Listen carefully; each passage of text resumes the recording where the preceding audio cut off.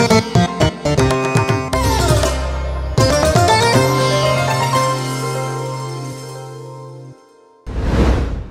প্রিয়জনেরা, প্রভু যীশু খ্রিস্টের নামে সকলকে জানাই অভিনন্দন। এই যে ক্রিসমাসের পর্বটা আসছে সেটা মানানোর জন্য আমরা আনন্দের সাথে মনে খুশি নিয়ে প্রস্তুতি নিচ্ছি অনেকভাবে। এই মাসে আমাদের সেটাই করা উচিত যেটা দ্বারা যীশু আনন্দিত হন। এই মাসে আমরা এত আনন্দিত কারণ প্রভু যীশু এই পৃথিবীতে আমার জন্য এসেছিলেন। সেটা মনে করে আমরা সবসময় ধন্যবাদ দেই আর ঈশ্বরের প্রশংসা করি। কারণ হচ্ছে ঈশ্বর আমাদের আনন্দিত করেন। এই জন্য আমাদেরও উচিত যাতে আমরা ঈশ্বরের মনকে আনন্দিত করতে পারি। ছোট্ট বাচ্চারা তাদের মাতা পিতার মনের মধ্যে আনন্দ দেয়, কিন্তু আমরা তো বড় হয়ে গেছি, তাই ঈশ্বরকে আনন্দিত করতে আমরা চেষ্টা করব।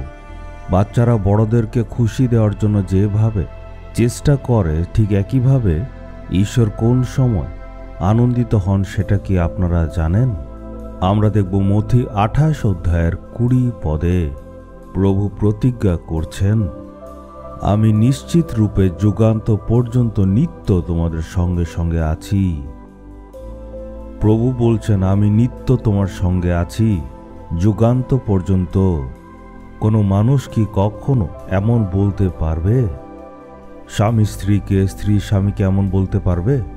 কেউ বলতে পারবে না আমি যুগান্ত পর্যন্ত তোমার সঙ্গে থাকব।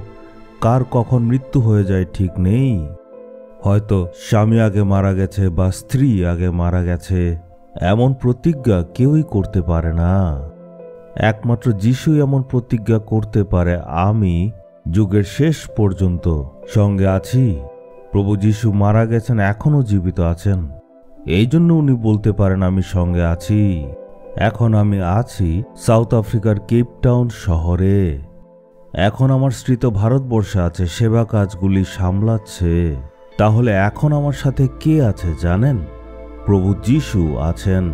তার মানে আপনি যে জায়গায় ইচ্ছায় যান, এই পৃথিবীর যে কোনো কোণাতে আপনি যান, প্রভু যীশুর সঙ্গে আছেন।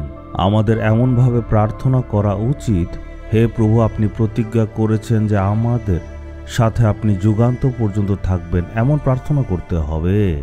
যিশু কখন আমাদের সঙ্গে সঙ্গে থাকবেন? এর আগের পদে লেখা আছে, তুমি যাও আর সমগ্র জাতিকে আমার শিষ্য করো, তুমি প্রচার করো। এই প্রতিজ্ঞাটা তাদের জন্য যারা সুসমাচার প্রচার করে। যারা সুসমাচার প্রচার করে না তাদের জন্য এই প্রতিজ্ঞাটা নয়। প্রভু বলে, তুমি তো এত স্বার্থপর, তুমি শুধু নিজের জীবন, নিজের পরিবারের জীবন, নিজের স্বার্থের কথা চিন্তা করো। তুমি আমার আজ্ঞা সকল পালন করছো না, আমি কিভাবে তোমার সঙ্গে থাকব? ঈশ্বরের ইচ্ছা হচ্ছে যাতে আমরা সুসমাচার প্রচার করি। তাহলে এই বড়দিনে আপনি সিদ্ধান্ত নিন যে আপনি শুধুমাত্র পরিবারের সাথে আনন্দ করলাম, ভালো ভালো খাওয়া দাওয়া করলাম, এই সব জিনিসের উপর টাকা খরচা করব না। তাহলে কি করব?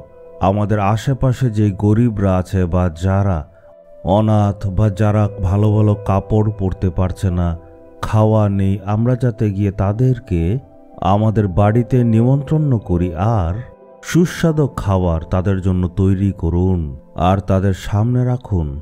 কাপড় কিনে দিতে পারলে সেটাও দিন আর তাদের বলুন ঈশ্বর তাদেরকে প্রেম করেন।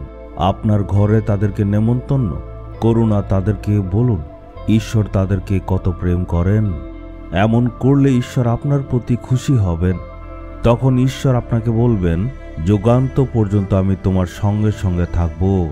এই প্রতিজ্ঞাটার অর্থ হচ্ছে এটাই, আমি যেখানেই যাই সুসমাচার প্রচার করি। এই জন্যই আমাকে ঈশ্বর ডেকেছেন। আপনি হয়তো আমার মতো প্রচার করতে পারবেন না, কিন্তু যিশু আপনার জন্য মারা গেছেন আর আমার জন্য আবার উঠেছেন, এটা তো মানুষকে বলতে পারেন। তাদেরকে আপনি ট্র্যাক্স দিতে পারেন, তাদেরকে বলতে পারেন যে প্রভু যিশু তাদেরকে অনেক প্রেম করেন, এমন বলতে পারবেন তো? এই কাজটাও যদি আপনি করতে না পারেন, তাহলে কিভাবে ঈশ্বর আপনাকে আশীর্বাদ করবেন? আপনি বলুন, হে প্রভু, যুগান্ত পর্যন্ত আপনি আমার সঙ্গে আছেন, আমি নিশ্চয় অন্যদের কাছে সুসমাচার প্রচার করব। আমরা এটা বলে অর্পণ করব, অন্যদের কাছে প্রচার করব। এই বড়দিনের সময় গরিবদের আমাদের স্মরণ করতে হবে। এই প্রতিজ্ঞা অনুসারে ঈশ্বর নিশ্চয় আপনাকে পথ দেখাবেন। চলুন আমরা ছোট্ট একটা প্রার্থনা করি। প্রভু, আমার জীবনে আপনি অনেক আনন্দ দিয়েছেন। আজকে আমি সিদ্ধান্ত নিয়েছি যে অন্যদের কাছে আমি সুসমাচার প্রচার করব। এই বড়দিনের সময় যাতে আমি কম করে হলেও একটা পরিবারের কাছে আপনার ব্যাপারে প্রচার করতে পারি। আপনি প্রতিজ্ঞা করেছেন যে যুগান্ত পর্যন্ত আপনি আমাদের সঙ্গে সঙ্গে আছেন, আর তার জন্য আমি আপনার প্রশংসা করি। আপনার প্রেমের ব্যাপারে এবং আপনার অনুগ্রহের ব্যাপারে যাতে অন্যদের বলতে পারি, সাহায্য করুন। এই প্রার্থনা যিশুর নামে চাইলাম, আমেন, আমেন।